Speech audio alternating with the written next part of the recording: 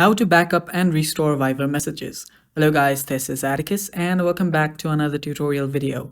In today's video, I'll teach you guys how you can back up and restore Viber messages.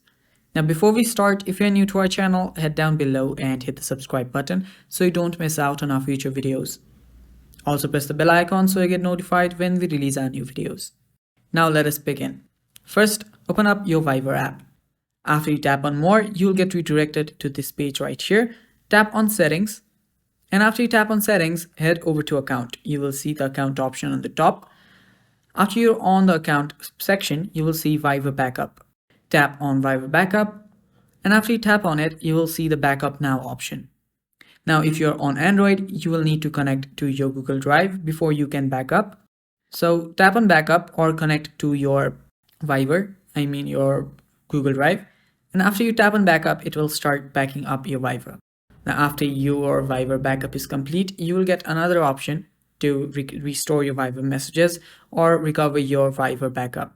Now whenever you are on your another device, whenever you change your device and you want to restore your backups, you can simply head over to your iCloud, make sure that you have the access, and then simply restore your Viber messages from there.